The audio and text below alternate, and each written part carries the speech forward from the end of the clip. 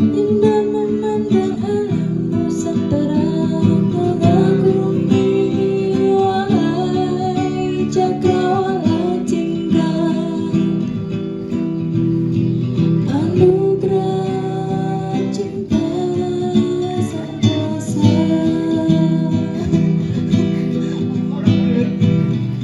Yang berombak membaca hening, keharuan semakin dalam, pasrahkan diri pada suara alam.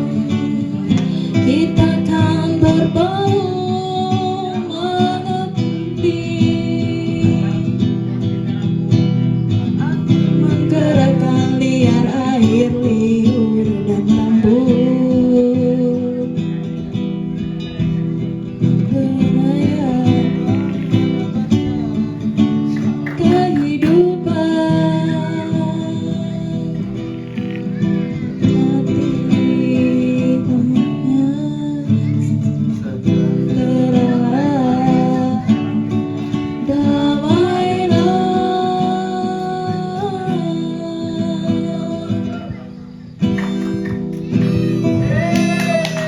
Oi, terima kasih, terima kasih.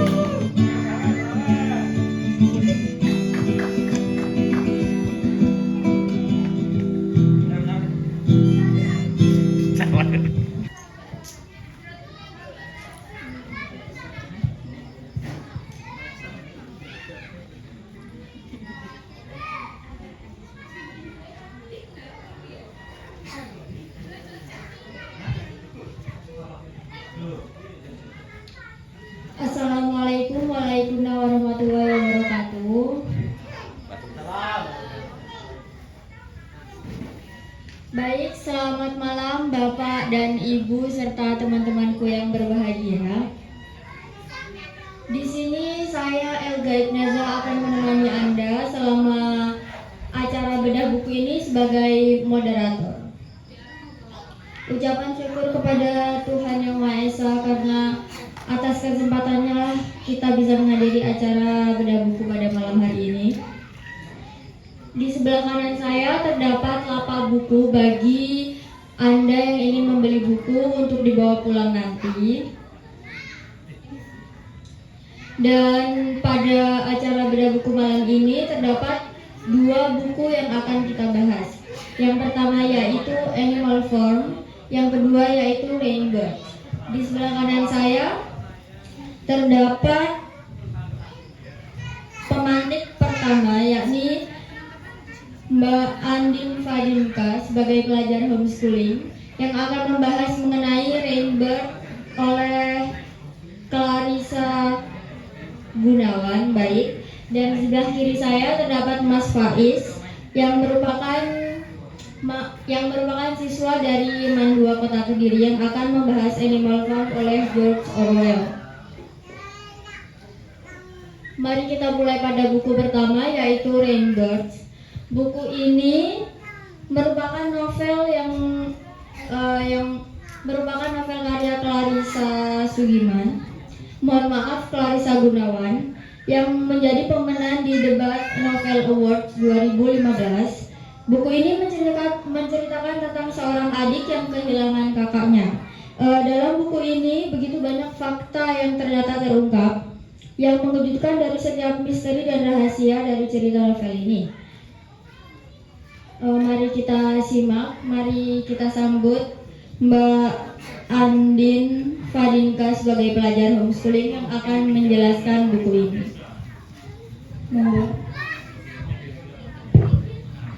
Bismillahirrahmanirrahim. Assalamualaikum warahmatullahi wabarakatuh.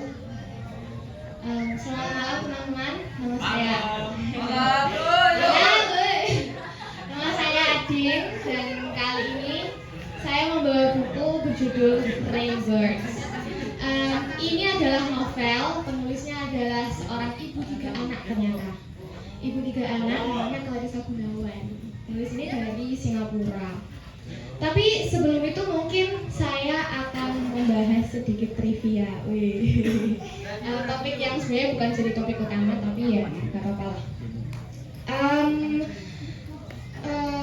Jadi ceritanya sebagai seorang yang bermimpi menjadi menjadi penulis, saya mencoba untuk peka terhadap diksi-diksi yang saya pakai, terutama tidak terkecuali adalah tajuk acara malam kita hari ini, yaitu Remaja Gila Baca.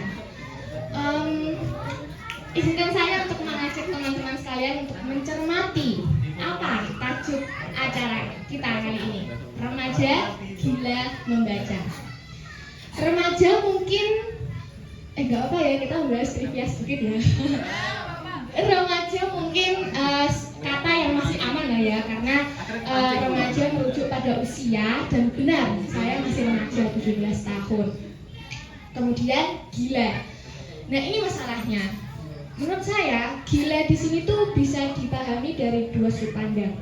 Yang pertama dari gaya bahasanya, majasnya, bagaimana dia melukiskan sesuatu.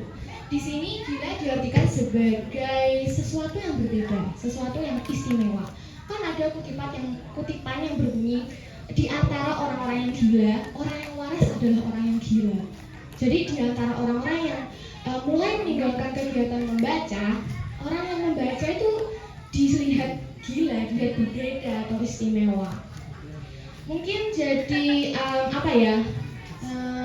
rahasia umum lah ya, betapa tingginya daya malas baca masyarakat kita. Tidak terpungkiri kalau saya itu sebenarnya juga begitu gitu. Jadi kegiatan membaca itu saking langkanya menjadi sebuah kegilaan. Sebenarnya saya sendiri itu kuota membacanya juga nggak banyak banget, jauh dari cukup. Tapi begitu aja loh dikatakan remaja gila baca. Coba bayangkan orang yang daya bacanya lebih di bawah saya, bagaimana nggak warasnya dia, gitu, gilanya dia. Kemudian yang kedua, gila dipandang sebagai dari kejiwaannya. Di sini gila diartikan sebagai orang yang mulai nggak menggunakan akalnya lagi gitu. Dia hanya mengikuti nalurinya, mau ke sana berangkat, mau ke sini ya di sini, mau gini-gini juga dilakukan. Apapun dia lakukan berdasarkan suka atau tidak suka, bukan dari butuh atau tidak butuh. Kemudian baca, mungkin kita semua sudah tahu ya kalau baca itu diartikan sebagai kegiatan mengambil informasi atau mengolah informasi dari kode-kode, entah itu kode dari tulisan atau situasi, alam sekitar, emosi, bahkan diri kita sendiri. Maka gila baca itu sebenarnya kayak sebuah kritikan bagi dua golongan. Pertama dari orang-orang yang kurang membaca, yang kedua adalah orang-orang yang membaca itu sendiri. Kan ada banyak juga orang itu yang membaca hanya sekedar untuk baca, suka membaca dan suntuk pada bacaannya sendiri tanpa tanpa peka terhadap sekitarnya. Tidak terkecuali saya juga terkadang seperti itu. Lalu apa yang bisa kita lakukan? Mungkin kita bisa mengubah dari gila baca, membaca hanya karena membaca karena nggak punya program apa-apa, dari waras membaca. Waras membaca adalah orang-orang yang tahu membaca itu untuk apa. Mungkin sederhananya kita membaca mungkin karena pengen bisa public speaking atau menjahit atau memasak, atau bisa dibalik lagi, dari baca buku ini kita dapat apa, kita bisa menyalurkan apa, ilmu apa untuk khalayak umum. Jadi tajuk remaja membaca itu mungkin bisa dinaikkan levelnya lah, sebagai remaja yang belajar untuk waras membaca. Kan sudah ada contohnya dua orang ini yang berusaha untuk mereview kecil-kecilan lah, mencoba untuk mengulas buku yang mereka baca. Oke, kita masuk pada topik yang pertama, yaitu Rainbirds. Pertama dari penulisnya dulu ya. Ini penulisnya itu tadi yang seperti saya katakan adalah seorang perempuan yang punya 3 anak. Dia sebenarnya lahir di Indonesia tapi tinggal di Malaysia. Kemudian buku-bukunya itu berbeda ya kan, nggak nyambung sama sekali. Tapi yang penting dari entah alasannya apa, dia bisa melahirkan 3 buku, antara lain adalah Rainbirds ini. Rainbirds ini adalah buku perdananya, buku pertama. Rainbirds ini bercerita tentang seorang lelaki namanya Ren Ishida. Dia diceritakan sebagai orang yang ditinggal kakaknya mati karena dibunuh. Terus dia datang ke kota tempat kakaknya dulu tinggal. Di situ dia mengurus pemakaman kakaknya. Nah, ternyata saat mengurus pemakaman kakaknya, dia menemukan fakta-fakta baru atas siapa kakaknya, kenapa kok bisa dibunuh dan lain sebagainya. Itu dia blognya. Sudah sampai situ aja. Nanti kalau penasaran tolong baca saja. Pokoknya ini ceritanya tentang laki-laki namanya Ren Ishida. Dia ngurus pemakaman kakaknya di kota fiktif sebenarnya. Namanya kotanya Akakawa. Kalau kalian cari di Google, Akakawa itu nggak ada. Akakawa nggak ada di Jepang, tapi ya dibuat-buat sama Clarissa Gunawan. Buku ini bisa membawaku ke halaman-halaman selanjutnya tanpa merasa berat sama sekali. Jadi kalau bahasa Inggrisnya itu page turner gitu loh. Instagram ngomongnya gitu. Mungkin page turner itu karena Mbak Clarissa ini sudut pandang novel itu diambil dari sudut pandang orang pertama, yaitu Ren Ishida sendiri. Terus kenapa menurutku enak dibacanya? Karena porsi narasi sama deskripsinya itu lebih besar narasinya. Jadi kita kayak seolah-olah diajak untuk membaca pikiran seorang introvert bernama Ren Ishida. Kemudian yang membuatku senang membacanya adalah banyak misteri-misteri yang akhirnya itu kita harus menerka-nerka sendiri. Akhirnya itu gimana toh?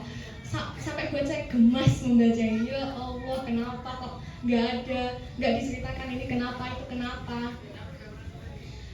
Kemudian yang membuat saya kagum banget sama Mbak Clarissa itu keterampilannya memaju mundurkan alurnya.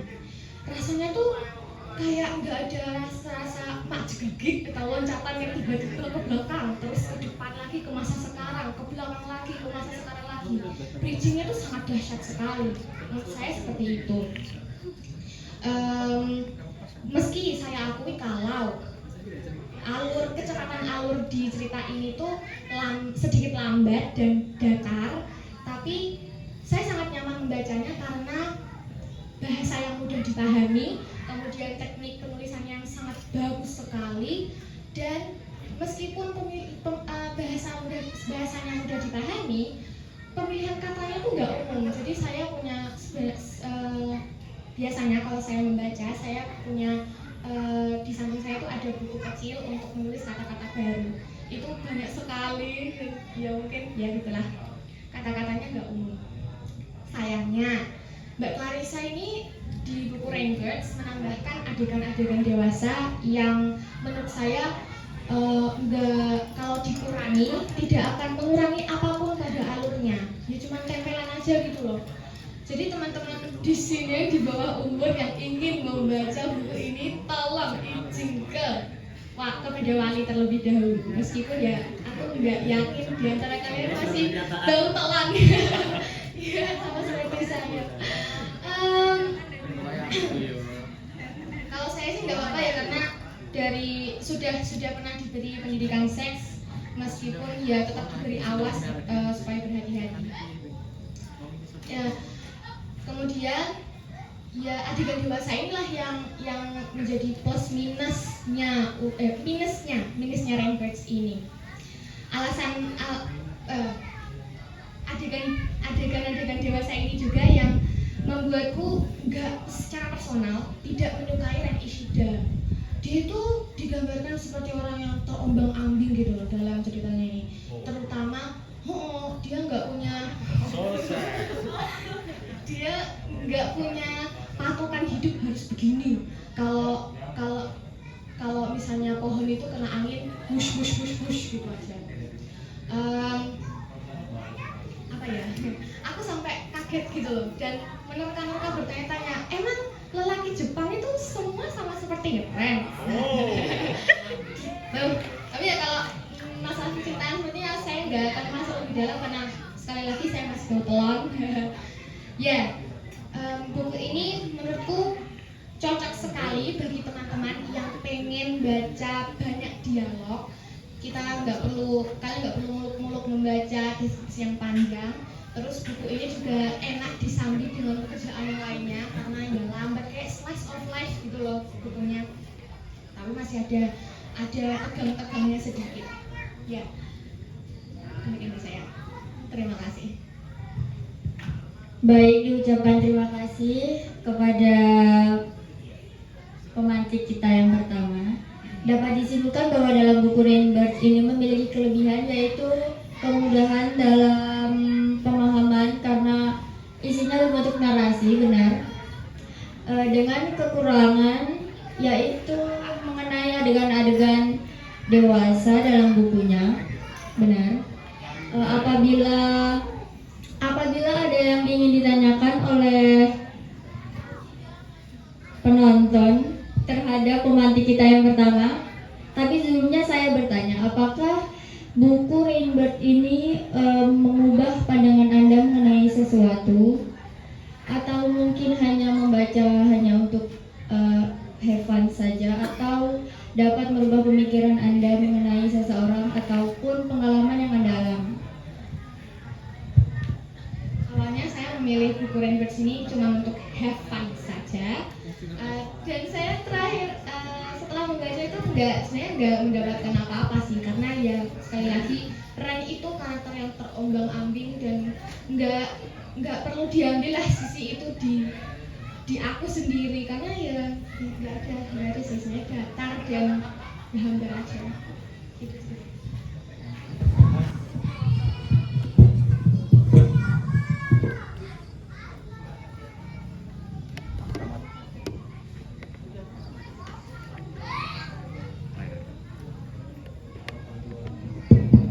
Selamat malam teman-teman.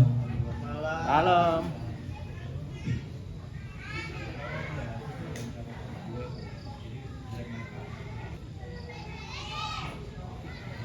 Di sini saya akan membacakan puisi dari Mustafa W. Hasim dengan judul Ki Ageng Gedebuk Kerinjing. Ngendi to papane kabegjan nanging tanpa pungkasan kang dijaga malaikat Ridwan, ya iku papane wong Islam putra wayah Nabi Adam kang kasebut ing kitab Quran kaampil Nabi panutan. Ayo kabeh para kanca padha marani kabegjan. Tersebutlah kisah di zaman gelap yang paling gelap di tanah Jawa, ketika seorang raja membiarkan nafsunya bertahta ketimbang jiwanya. Ketika ia menjadi hamba burung syahwatnya dan para sentana daleng dan sanak saudara ketakutan, takut suatu saat istri atau anak perawannya bisa-bisa disambar raja.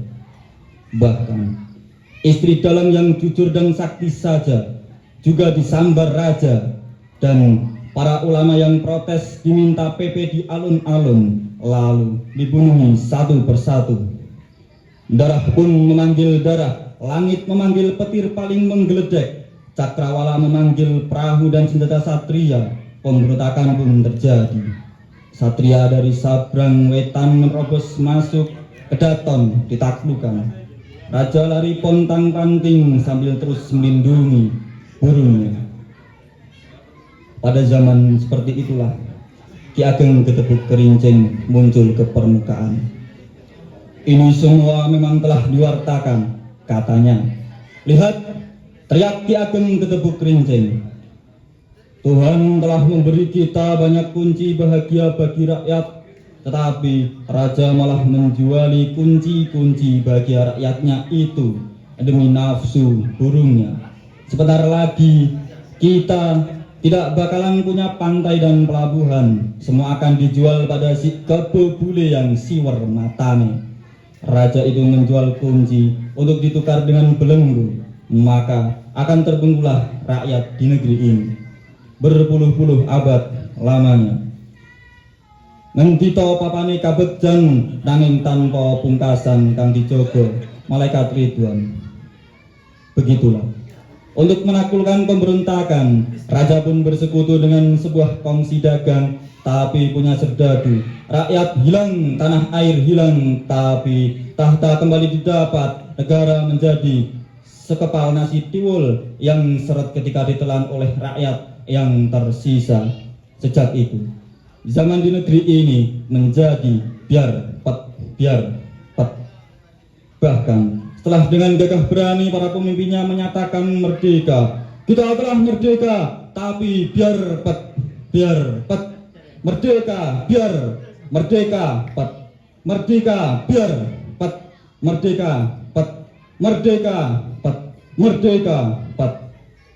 Ki Ageng Ketebuk Kerincing pun bernyanyi sambil menangis. Diberi kerincing kok memilih ketebuk, diberi kerincing kok memilih ketebuk. Diberi kerincing kok memilih ketebuk, diberi ketebuk kok memilih kerincing. Sana kerincing sini ketebuk, sana kerincing sini ketebuk, sana kerincing, sana kerincing, sana kerincing sini dapat ketebuk. Pada akhirnya Ki Ageng Ketebuk Kerincing memilih tidak ada, tetapi tetap menjaga warta agar tetap ada. Ia melepas nama dan kedudukan, ia lempar ke sungai Opak dan Oya, lalu menjadi petani di dusun Pundong. Tempat ia menjaga gempa yang sewaktu-waktu mendatanginya. Ngendito papan kabegjan, ngendito papane kabegjan, keluhnya. Yogyakarta 2010.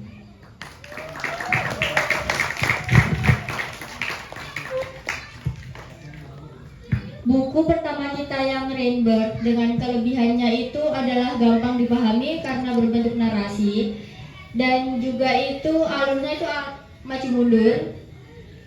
Buku ini menceritakan tentang adik yang kehilangan kakaknya, meninggal kakaknya. Dengan kekurangan yaitu ada adegan dewasanya. Untuk pertanyaan, monggo Mas Mbak yang ingin bertanya silakan. Cukup menarik sekali di usia yang masih remaja itu sudah memiliki ketertarikan dengan bacaan yang mungkin sangat menarik ya. Jadi gini, yang menarik bagi saya di sini adalah bukan soal bukunya tentang apa yang dibacanya, tapi adalah bagaimana buku itu bisa memengaruhi atau influence si pembaca itu, sehingga bisa membuat pembaca itu melekat sekali dengan buku itu melekat sekali. Kira-kira apa ya yang membuat buku itu menarik dan bisa mempengaruhi atau ketertarikan dengan dunia bacaan sendiri bagi pembaca. Ya. Menarik lagi. Dan berikutnya tentang buku ini ya, buku nanti. Kira-kira bisa nggak nanti pembaca itu menceritakan cara singkat narasinya seperti apa? Karena saya sendiri juga kira-kira belum begitu paham ya alurnya juga. Cara singkat itu aja. Ya, terima kasih, itu aja. Mungkin langsung ke pertanyaan saja ya Mbak ya. Sebenarnya ada nggak sih bagian fakta tertentu yang mungkin menarik untuk kita ulas atau pembaca ulas? Karena mungkin saya sama dengan penanya pertama, bagian narasinya itu sebelah mana sih? Garis besarnya saya pun belum nangkep. Mungkin bisa Mbak ulas lagi. Dan juga ada nggak sih quote yang tertarik lah, quote yang menarik untuk didengar, akhirnya untuk dengan highlight dengan penanda buku yang ada di sana. Oke, sekian. Untuk pertanyaan pertama, kenapa sih, apa sih yang membuat ketertarikan dari novel ini, dan juga isi-isi dari novel ini perlu diulas lagi ya? Benar. Untuk pertanyaan kedua, Mas Diko, tadi pertanyaannya, adakah quote yang menarik yang ada di dalam novel ini deh? Iya. Karena Mas Diko dan mohon maaf, dan Mas Hanafi sudah bertanya, jadi Mas Diko dan Mas Hanafi ini mendapat 1 buah buku dari kita. Mas Hanafi dan Mas Diko.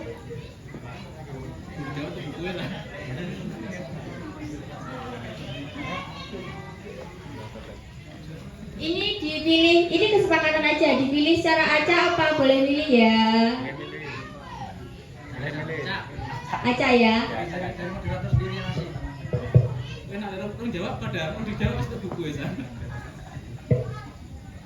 Terima kasih untuk Mas Diko. Terima kasih. Lanjut saja pada buku yang kedua, yaitu Animal Farm dari George Orwell, yang akan disampaikan oleh Mas Faiz. Sudah siap bersama Faiz? Oke. Buku ini merupakan novel politik yang ditulis Orwell pada masa Perang Dunia Kedua sebagai satir atas totalitarisme Uni Soviet pada saat itu. Mohon maaf ya. Langsung saja kepada Mas Ahmad Faiz sebagai siswa MAN 2 Kota Kediri, mohon dijelaskan mengenai bukunya.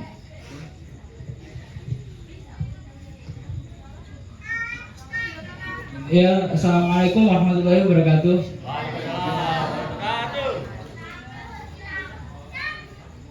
Di sini saya langsung saja menjelaskan tentang perkenalan. Saya Faiz, saya dari Nganjuk, dan itu aja. Sekolah sudah disebutkan tadi. Instagram.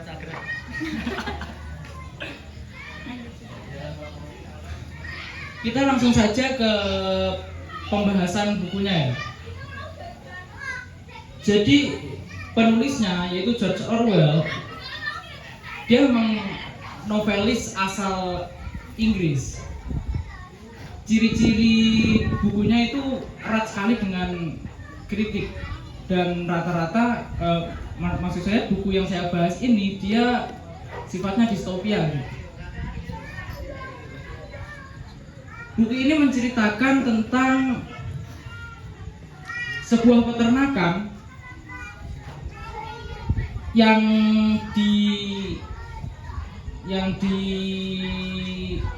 diasuh oleh Mr. Jones, Pak Jones itu. Jadi di dalam peternakan ini, awalnya peternakan ini bernama peternakan Manor. Jadi suatu hari Pak Jones ini pulang. Sebenarnya Pak Jones ini pulang ke rumahnya, ke peternakannya dengan keadaan yang mabuk. Walaupun sebenarnya Pak Jones ini sebelumnya dia memang seorang yang ya memang kayak pantasnya lah memelihara hewan itu gimana.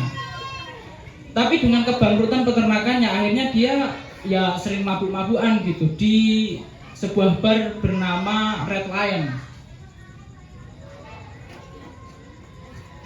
Dengan seperti itu, waktu itu Pak Jones pulang dengan mabuk-mabukan, dan terkadang memang beberapa hewan karena mabuknya Pak Jones, beberapa hewan memang tidak diberi makan. Waktu itu setelah Pak Jones lelap dengan tidurnya,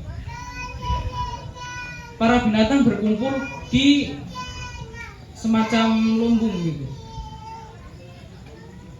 Mereka dikumpulkan oleh seorang babi yang bernama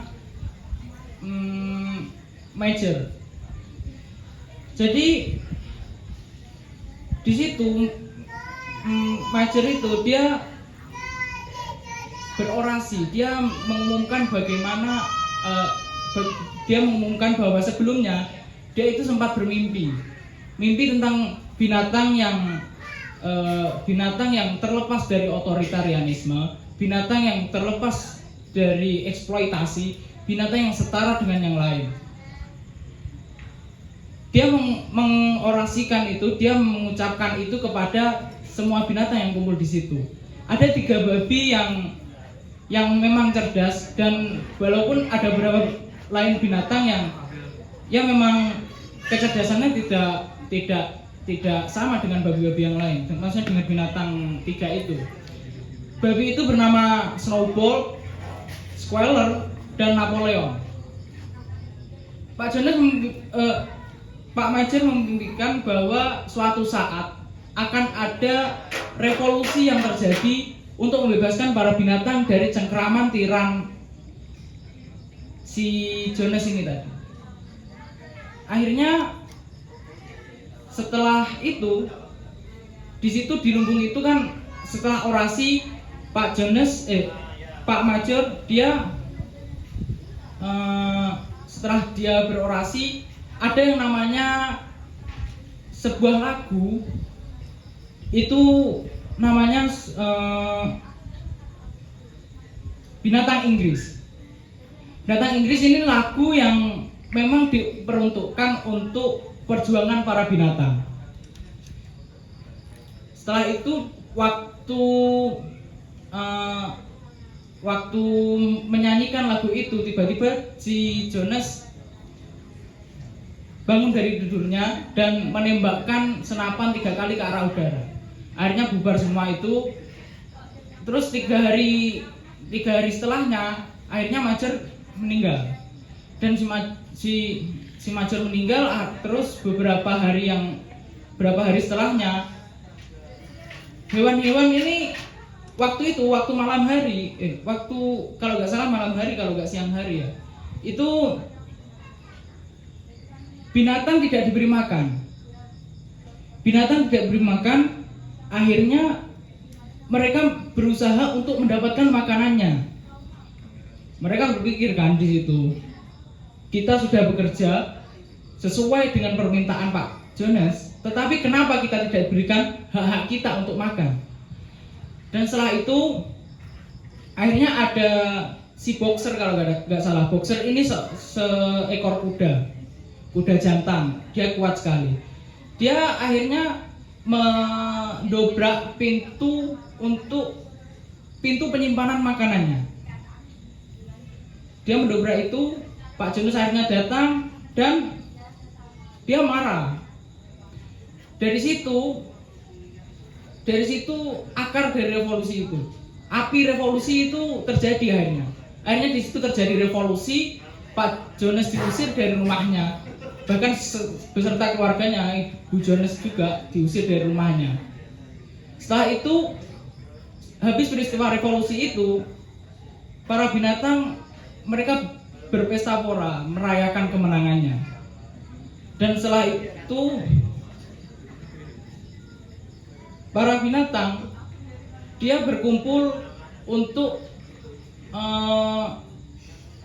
jadi setelah revolusi itu ada yang namanya semacam undang-undang lah, semacam prinsip dari binatang. Prinsipnya itu ada 7. Apapun yang berjalan dengan 2 kaki adalah musuh, apapun yang berjalan dengan 4 kaki dan bersayap adalah teman. Tak seekor binatang pun boleh mengenakan pakaian, tak seekor binatang pun boleh tidur di ranjang, tak seekor binatang pun boleh minum alkohol, tak seekor binatang pun boleh membunuh binatang lain. Semua binatang setara. Itu semacam prinsip. Jadi emang itu prinsip yang akhirnya dinamakan sebagai binatangisme. Prinsip itu. Setelah itu akhirnya beberapa hari setelahnya mereka berhasil mengusir Pak Jones. Mereka mulai menanam dan memanen, dan hasilnya melebihi dari apa yang biasanya mereka lakukan untuk Pak Jones. Tetapi setelah revolusi itu ada sebuah konflik di dalamnya. semacam konflik pemerintahan gitu. Jadi ada yang namanya si Snowball sama Napoleon ini tadi, dia seringkali ketika berpendapat saling tidak setuju dengan satu sama lain. Lebih tepatnya sih si Napoleon, ketika Snowball sebenarnya punya gagasan-gagasan yang menarik, yang sangat revolusioner gitu. Dan sering Napoleon tidak menyetujui hal itu. Akhirnya suatu hari ketika mereka mendiskusikan tentang kincir angin. Jadi diperkenalkan itu sebenarnya itu ide Snowball tentang kincir angin. Kincir angin itu akan dibangun untuk meringankan pekerjaan-pekerjaan para binatang ini tadi. Lalu setelahnya, pada suatu hari ketika mereka sedang berdiskusi, si Napoleon ini menyela gitu. Si Napoleon menyela dan akhirnya sebelumnya ini ada yang loncat, jadi ada anjing di situ. Anjing itu menurut Snowball itu semua binatang layak mendapatkan pendidikan. Tapi menurut Napoleon tidak semuanya layak mendapat pendidikan. Lebih tepatnya sih si yang paling muda, yang muda itu lebih layak mendapatkan pendidikan gitu. Dan akhirnya ada anjing yang melahirkan. Anjing yang melahirkan itu tadi anaknya dibawa oleh Napoleon. Napoleon mendidik anaknya ya seperti itu, seperti pendidikan tentara akhirnya ya. Di situ waktu diskusi tentang kincir angin, Napoleon menyela dan dia akhirnya memanggil anjing-anjing itu.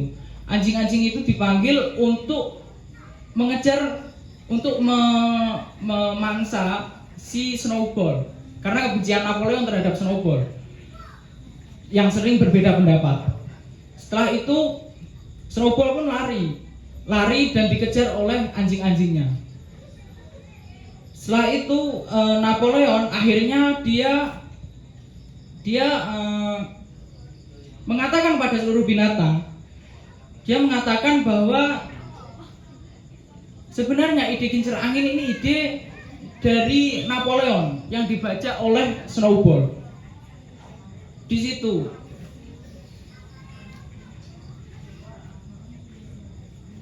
novel ini ditulis oleh Orwell untuk mengkritik seorang diktator Uni Soviet, namanya adalah Stalin.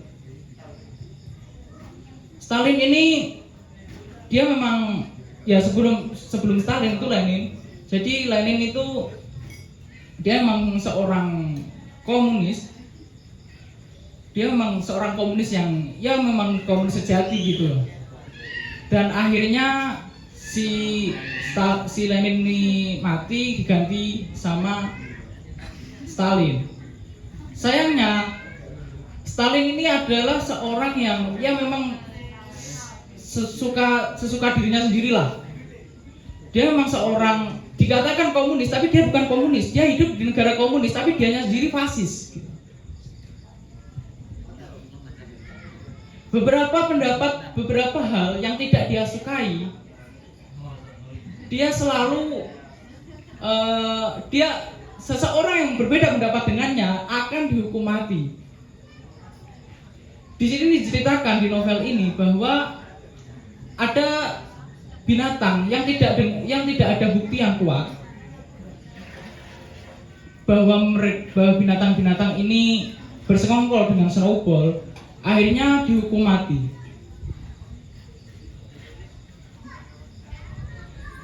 Si Stalin ini, si Napoleon, dia sebenarnya ya memang suka dirinya sendiri. Ada beberapa undang-undang yang akhirnya diganti ketika dia memimpin. Diceritakan bahwa si Napoleon akhirnya dia menduduki rumahnya si Jones ini tadi, yang diusir tadi. Jones diusir, lalu beberapa tahun setelahnya Napoleon menduduki rumahnya, dia tidur di rumahnya, dia tidur di kasurnya, dia memakai pakaian. dia memakai pakaian dari ya Jones ini tadi.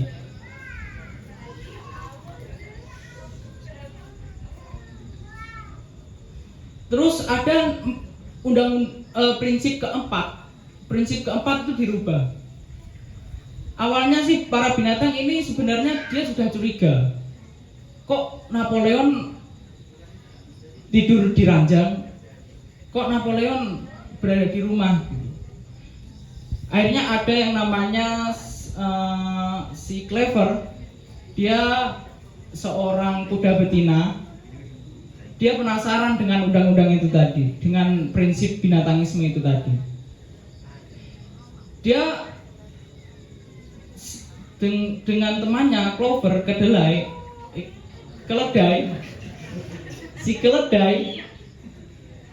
dia akhirnya datang ke tempat di mana prinsip-prinsip itu tadi dituliskan. Dia si Clover ini disuruh membaca sama si Clever. Jadi dia disuruh membaca prinsip nomor 4. Di situ dirubah, tak seekor pun binatang boleh tidur di ranjang yang memakai spray. Lalu si kuda betina itu tadi dia bertanya, apakah saya lupa ketika ada pernyataan seperti itu? Si keledai pun si Clover pun dia nggak terlalu peduli sebenarnya dengan revolusi yang terjadi tadi. Dia menurutnya ya hidup ini sama saja gitu.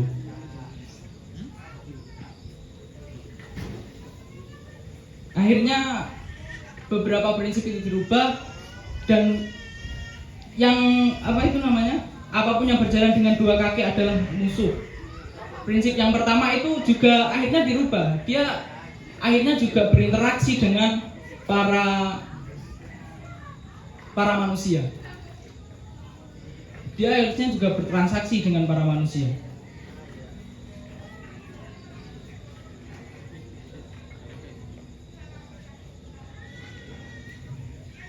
Mungkin itu saja. Terima kasih.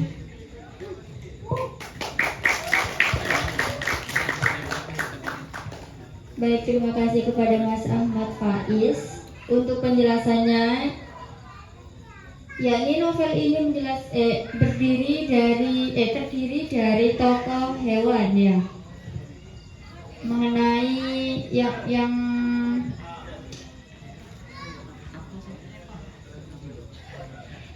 ini ada tambahan dari Mas Faiz. Mungkin bisa ditambahin juga kelebihan dan kekurangan dari novel yang Anda bahas. Ya mungkin gini ya, tadi ada yang kurang Bang itu. Di sini kan awalnya dia mengkritik bahwa novel ini itu memang tentang revolusi. Jadi revolusi yang tidak benar-benar revolusi gitu. Menurut saya ya. Yang seharusnya itu merusak tatanan, maksudnya merusak apa yang sudah dilakukan Jones itu tadi. Artinya hierarki yang terjadi itu tadi. Akhirnya hanya terganti dengan hierarki pada masa si Napoleon. Yang sebelumnya si Jones ini yang tertinggi, dia tiran gitu. Akhirnya si Napoleon yang menjadi tiran. Dia hanya mengganti hierarkinya saja. Dan kekurangan dari buku ini saya belum mendapatkan kekurangannya gitu. Karena memang buku ini sangat berpengaruh bagi saya, bagi sudut pandang, perspektif, cara melihat ya negara ini berpolitik itu bagaimana. Terus ya kelebihannya yang saya sebutkan tadi, kenapa dia bisa berpengaruh kepada saya. Pesimisme terhadap revolusi yang akhirnya mengarah kepada hierarki yang baru itu memang ada. Yang akhirnya tidak saya pesimis dengan revolusi yang seperti itu. Memang kalau misal ada revolusi itu ya hierarki dihapuskan sekalian. Terima kasih. Baik, terima kasih untuk penjelasannya Mas Ahmad Faiz. Untuk pertanyaan, saya batasi 2 pertanyaan untuk buku Animal Farm karya George Orwell ini. Silakan angkat tangan Anda dan perkenalkan diri, Mas dan mbak-mbaknya yang ingin bertanya. Ya. Oh baik, sebentar antri ya. Ya, Assalamualaikum warahmatullahi wabarakatuh. Waalaikumsalam. Nama saya Lutfi. Ya, sebelumnya saya ucapkan ini terima kasih untuk teman-teman panitia Book and Art Festival Mahanani 2024. Saya terkesan mendengarkan penjelasan dari Mas Faiz, dari Mbak Adin, gitu. Saya membayangkan ini. Dulu saya ketika SMA itu sedang apa ya?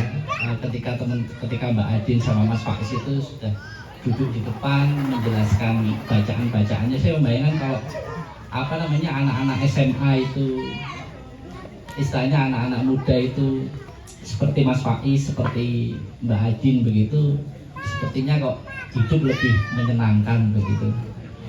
Itu yang pertama. Lalu yang kedua begini Mbak Adin, saya tadi pas Mbak Adin menjelaskan itu saya mendengarkan dengan sangat serius gitu. Bukan soal isi penjelasan buku, tapi begini, saya itu bapak 2 orang anak, yang anak saya yang pertama itu umur 5 tahun perempuan. Saya juga membayangkan begini, duwe anak iso seneng maca kaya Mbak Adin kuwi piye ya. Saya membayangkan betapa asiknya punya anak yang suka baca, sehingga kalaupun misalkan saya membutuhkan teman diskusi begitu, saya tidak perlu keluar rumah jauh-jauh, cukup di rumah saja saya punya teman diskusi yang sehat begitu. ya sesekali tetap ke Mahanani.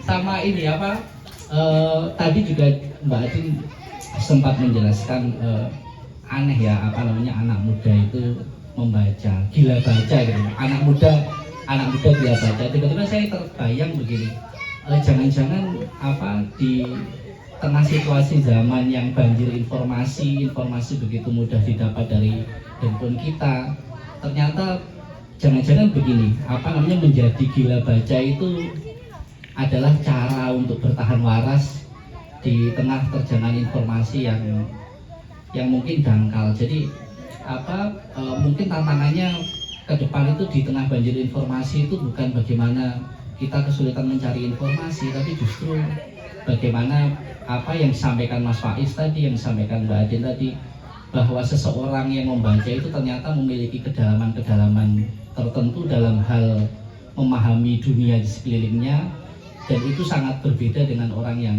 tidak membaca buku. Jadi kira-kira saya tadi mendengarkan penjelasan dari Mbak Adin dan Mas Faiz itu kok membayangkan itu. Jadi rasanya senang kalau mendengar penjelasan tadi. Mungkin itu, dan juga begini,